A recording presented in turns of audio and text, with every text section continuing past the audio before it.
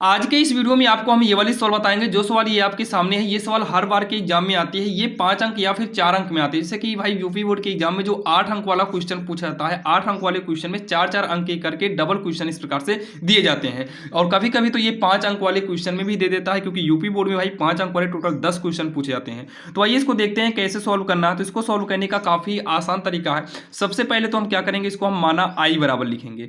माना आई बराबर लिखेंगे 0 से लेकर π/4। जितनी भी लिमिट की सवाल होती है, सबसे पहले उसको आई के बराबर में ही हमें मानना पड़ता है। और आई के बराबर में पूरी की पूरी सवाल जैसे है वैसे ही इसको हम नोट कर लेंगे। यहां पर देखिए cos की पावर है 4 dx। और इतना कहने के बाद हम इसे मानेंगे समीकरण 2। यहां पर एक फार्मूला यूज करना होता है, यानी कि प्रगुण होता है, प्रगुण 4। प्रगुण 4 क्या होता है इतना आप ध्यान मत दीजिए, केवल यहां पर लिखना पड़ता है प्रगुण 4 से।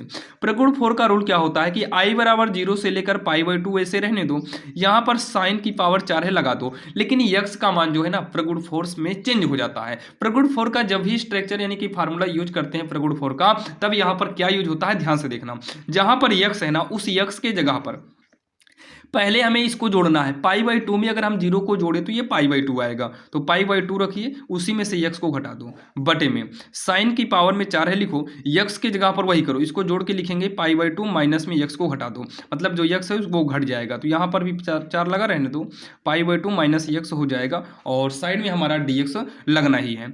अब यहाँ पर आई बराबर हो जाएगा 0 से लेकर π/2 हो जाएगा। साइन पावर छोड़िए, साइन π/2 माइनस यक्स जो है ये cos x में कन्वर्ट हो जाता है। किसमें cos x में कन्वर्ट हो जाता है। याद करने का भाई काफी तरीका है। जैसे साइन साइन cos है, तो जब भी प्रगुण 4 इस्तेमाल करेंगे तो साइन वाला cos में चला जाएगा, cos वाला साइन में चला जाएगा जब π/2 रहेगा। तो अगर यहाँ पाई रहता तो सेम का सेम वैसे ही रह जाता है सब कुछ।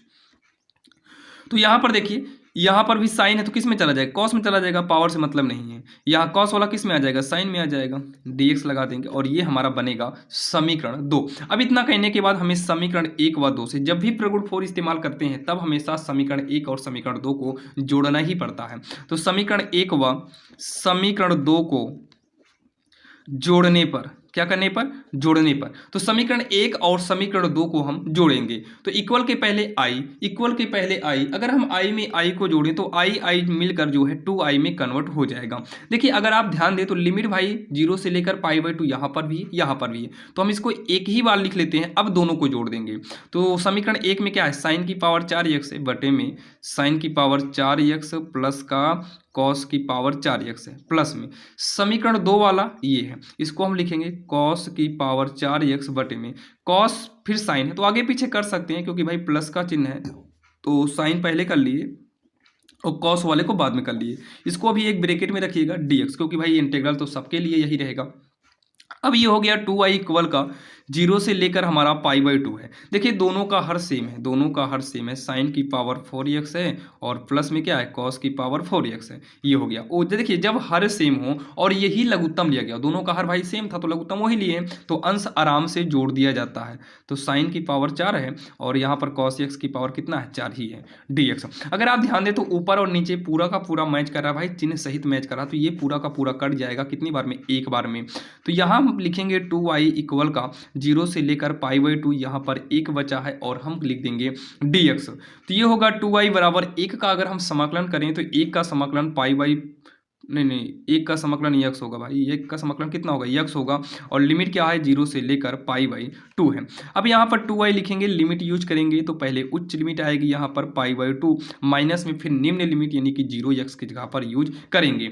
अब यहाँ पर ये हो जाएगा 2i बराबर, अगर हम π/2 में 0 को घटाएं तो ये हमारा π/2 ही रहेगा। अब उसके बाद i बराबर हो जाएगा पाई, 2 का ऐसे पक्षांतर करेंगे तो ये i के गुणा में है, गुणे की चीज़ हमेशा बटे में आती है। जब ये बटे में जाएगी तो 2 दूनी कितना हो जाएगा, 4 हो जाएगा और यही इसका आंसर हो जाएगा। और आप सभी को बता दें कभी कभी बराबर में π/4 देकर हमें सिद्ध करने को देता है। जब सिद्ध करने को देगा तो 5 अंक में देगा और ऐसे भी देता है फिर भी 5 अंक में ही देता है आप। और यहाँ से आपके 5 अंक कहीं पर भी नहीं गए, यहाँ पर tan cot में भी परिवर्तित कर देता है। तो पूरा का पूरा कॉन्सेप्ट, पूरा का पूरा रूल यही रहेगा। और आप सभी को बता दें अगर आप कम से कम समय में अपने बोर्ड एग्जाम की बेहतरीन तैयारी करना चाहते हैं तो ऑलरेडी हमने डिस्क्रिप्शन डिस्क्रिप्शन में प्लेलिस्ट का लिंक दिए हैं, जहां पर जाकर आप जल्दबाजी में या फिर जल्दी से अपने बोर्ड एग्जाम की तैयारी कर सकते हैं, जो कि आप सभी को अच्छे से मालूम है, समय बिल्कुल भी कम रहे। भाई बहुत सारे बच्चे घबराए हुए हैं कि पास होंगे कि नहीं। आप जाइए डिस्क्रिप्शन में दी गई प्लेलिस्ट में, अगर आप ऊपर से 10-15 वीडियो को देख लेते हैं, भाई सभी वीडियो नॉर्मल ऐसे छोटे छोटे ही रहते हैं। आप 10-15 वीडियो को लाइन से देखेंगे, कम से कम 1 घंटे में अगर आप 1 या 1.5 घंटा आप वहां से पढ़ लेते हैं, तो आपको लगेगा कि हाँ भाई